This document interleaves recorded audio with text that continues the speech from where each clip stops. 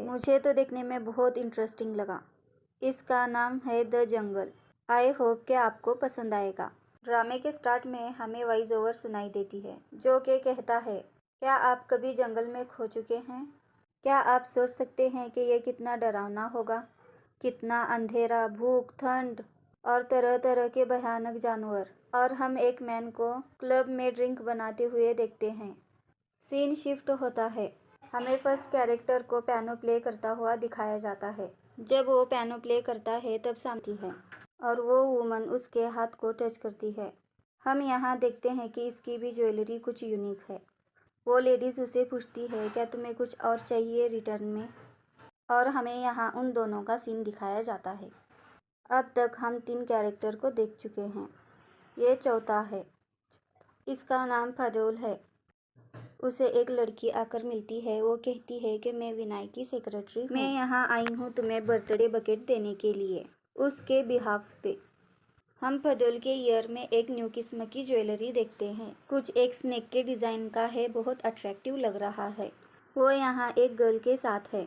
उसे गर्ल पूछती है कि फडोल की एज क्या है। वो कहता है कि फडोल कुछ 40 ईयर का है। वो कहती है कि वो उसके एज से ज़्यादा यंग दिखता है और हम यहाँ डिनाई नहीं कर सकते।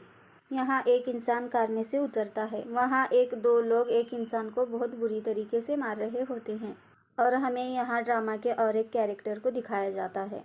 बाकी कैरेक्टर की तरह इसके भी फिंगर रिंग। मैंने उस प्रोग्रामर को पकड़ लिया है जिसने डेटा कॉम्पिटिटर को बेचा था और मैं उसे तुम्हारे पास भेजता हूँ और वो उसे उनके हवाले करके चला जाता है। हम यहाँ देखते हैं कि उसका फ़ोन अभी भी ऑन है और वो उसके बाद कहता है कि मैं रास्ते में हूँ। हमें यहाँ एक शानदार क्लब को दिखाया जाता है। ड्रामा के एकदम स्टार्टिंग में हमने इसे बैक से देखा हुआ है। उसके तरफ भी एक स्पेशल सा ब्रॉच है। हर कैरेक्टर के पास कुछ ना कुछ हूँ मैं। यहाँ 2 लड़के हैं और पीछे का दरवाज़ा ऑटोमेटिक क्लोज हो जाता है। ये देखकर ये दोनों लड़कियाँ बहुत चौंक जाती हैं। वो थोड़ा आगे चलती है तो उन्हें दिखता है कि आगे एक रेड कलर की व्हील है। वो जब व्हील उठाकर अंदर की तरफ जाते हैं तब वहाँ हर कोई एंजॉय कर रहा होता है और सामने की तरफ एक बार काउंटर है। वो दोनों इधर उधर वहाँ के माहौल को बड़ी गौर से देख रहे होते हैं। ड्रामे की स्टार्टिंग में जो बॉयज़ का इंट्रो दिया हुआ था वो सब बॉयज़ यहाँ बैठे हुए होते हैं।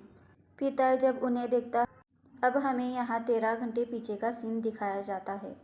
यहाँ एक मॉडल का फ़ोटोशूट हो रहा है और हमारी फीमेल लीड यहाँ काम कर रही होती हैं।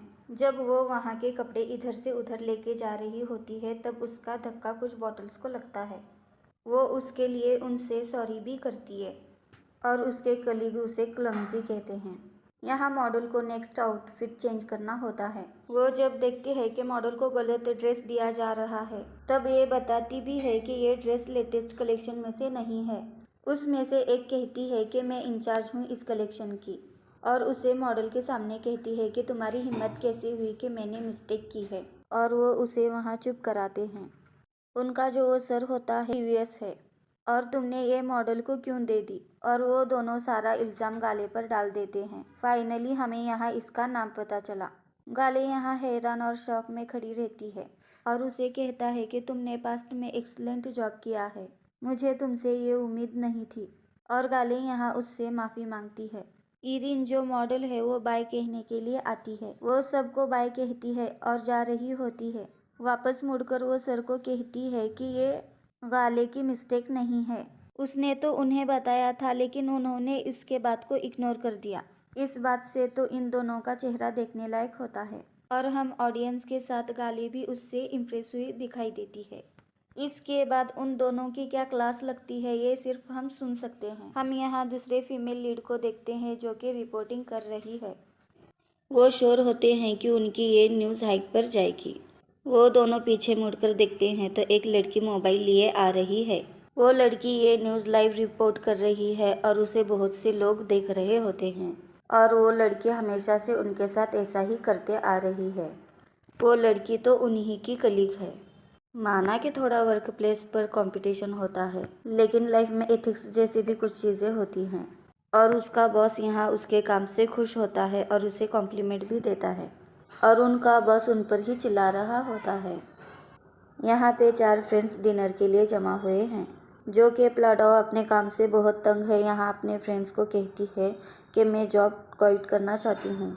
गेल यहाँ उसे समझाती है कि तुम जॉब छोड़ोगी तो बिल्स कैसे पे करोगी। उनमें से एक फ्रेंड होती है जो कहती है गेल से कि तुम तुम्हारी दादी के साथ क्यों नहीं रहती। गेल कहती है कि मेरी दादी ने मेरा ध्यान तब से रखा है जब से मैं छोटी थी और मुझे उनसे हेल्प लेना अब अच्छा नहीं लगता। वो उनसे बातें करते हुए ड्रिंक का गिलास जिप कर लेती है तो वो दोनों फ्रेंड्स उस पर चिल्लाने लगते हैं और उसे वो गिलास नीचे रखने के लिए कहते हैं। प्लाडो कहती है कि तुम्हें याद नहीं जब तुम ना मुँह बना के अपना सूटेबल ड्रिंक करती है। प्लाडो कहती है कि मैं सच कहूँ तो मैं पीनन को खोना नहीं चाहती, जो वो उसके साथ वो कलीग था रिपोर्टिंग में, और कहती है कि मैं सबको दिखाना चाहती हूँ कि मैं रिपोर्टिंग कर सकती हूँ, वैसे नहीं जैसे वो करती है। उसकी फ्रेंड कहती है कि रिपोर्ट होना और रिपोर्टर होना एक अलग बात है। इन दिनों अगर तुम कुछ अच्छी चीज़ नहीं दिखाई तो कोई तुम्हारा वीडियो नहीं देखेगा और तुम्हारे एथिक्स बिल पे करने में नहीं काम आएंगे। ये बात हम ऑडियंस को भी फैक्ट लगती है। गेल कहती है कि मैं तो अपना काम अच्छे से करना चाहती हूँ और वो सब। उनमें से एक कहता है कि क्यों नहीं आज हम पार्टी को चलते।